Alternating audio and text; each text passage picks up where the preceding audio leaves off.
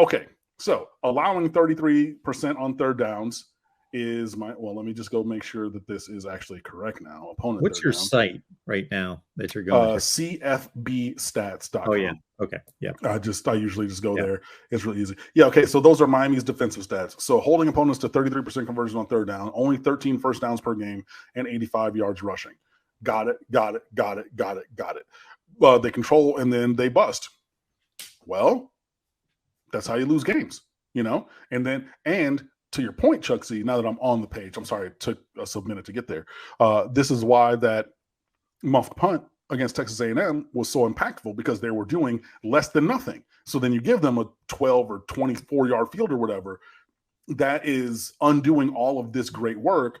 And then, but on the other side, Middle Tennessee didn't have to run the ball because they just chucked it up top over and over. And honestly, they didn't even chuck it up top. They chucked it short and medium a couple times and just let, so it, you're doing some good things. You're stopping the run and everything. But even against App State, North Carolina, I need to go and look at that one.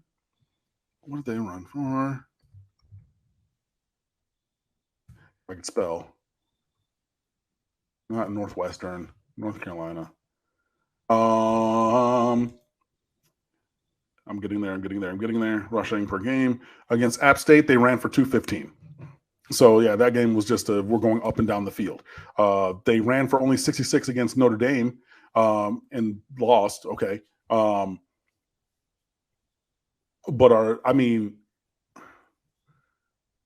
then puts real strain on Miami's linebackers and secondary, because if you were able to take away the run against North Carolina, then you're just saying Drake May beat us and he's very talented.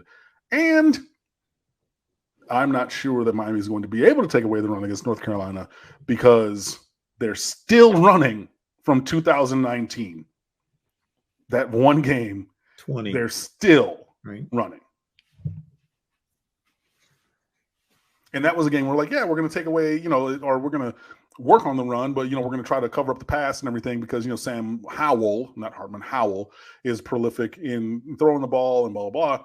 And then we're just like, cool, we're going to run counter over and over and over and over and over and over and over. And again, they're still running. So, it'll be interesting. But the secondary is really going to have to step up. And then they're going to have to play well on those big downs, those third and fourth downs, because they did not play well on third and fourth down against Middle Tennessee at all. Like, Middle Tennessee was 40% or just over 40% on third down, and 5 out of 8, 6 out of 8 or something like that on fourth down. Sorry, I saw a note that I left to myself on the back of my door. I forgot I put it there. So that was not really a great performance from Miami, but if they play to those numbers, great. But the other part is the fact of, even with those statistics that you put, which are correct and true for Miami's defense, still found ways to lose. And that's the issue. Not a big believer in this term. I do think that there's elements and evidence to it in different games when John says that the Middle Tennessee State game was a fluke game. And so before I cut you loose, Cam, I'll say this. I'm much more a believer of flukes in, let's say, college basketball, because we see it every year in the NCAA tournament, during conference tournament play. The game is so short in college basketball. Those halves are 30 minutes, and they're done like that. One kid's hot. There's a couple, especially back in the old days, obviously they could stall, but still at a 30-second clock, is it 30? 35 seconds? It's 30. 30. There's ways to condense the game. And there's only 5 players on each side. And they're just, the basketball, man, those games, they can be so quick. And before you know it, oh man, it's 24-18 at half. We didn't really get into this game yet, and we're down by 6. Okay. And you start losing some confidence and shots drop and the whole deal. Versus football, just a lot of players out there, a lot of plays, long game. There's a lot of time. Shoot, we see teams come back. There's 12 minutes left in the game. They're down by 20. And sure, that's not a great position to be in, but App teams State wipe that out. Yeah. You know, App State at North Carolina at App State. App State was down big. And they said, look, we're just going vertical. And got right back into it. How long was that Southern Miss game near halftime? And it was still like slogging around at 10-3. Mm-hmm. I was like, you know, this is getting interesting, but it's still nowhere near to the point of alarm. And boom, 30-7. I mean, look at Georgia even. They were trailing into the fourth quarter this week. You know what I mean? Like, yeah, but for me, the other thing towards basketball, I think having the propensity to be a little bit flukier than football are personal fouls. Because if your star player gets 2 fouls first 2.5 minutes, he's sitting until halftime, right? Just because the cost-benefit analysis of playing him and potentially getting that 3rd foul. And, hey, you come out and then what? We're going to run whatever we're going to run, right? And we're going to target him. Maybe he tries to reach. Maybe it's whatever. Maybe it's incidental. 3rd foul, 30 seconds into the second half. Sit down again. And we've seen that. So that's another thing that does not necessarily exist in football. Like, yeah, you can get multiple personal fouls or, you know, things like that. But, like, when's the last time you saw somebody get ejected for, you know, unsportsmanlike conduct? You know what I mean? Like, you know, or things like that. You know, it just, I don't think so. To me, I think it might be,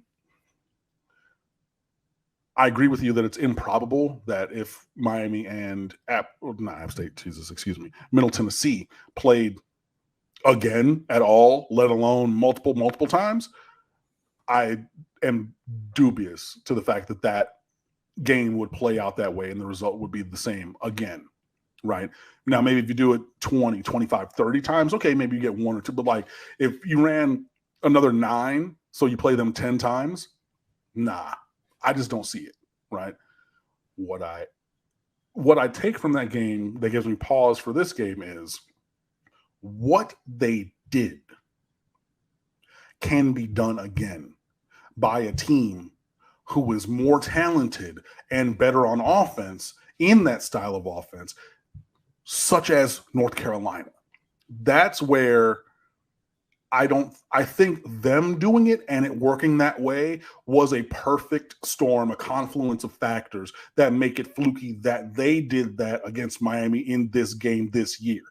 I could see Carolina or other teams who play that style of offense doing those same things and having success with it. So that for me is where, yeah, it was fluky that they did that in that game, but those things can still be exploited against the University of Miami Hurricanes this year, and that's what gives me pause.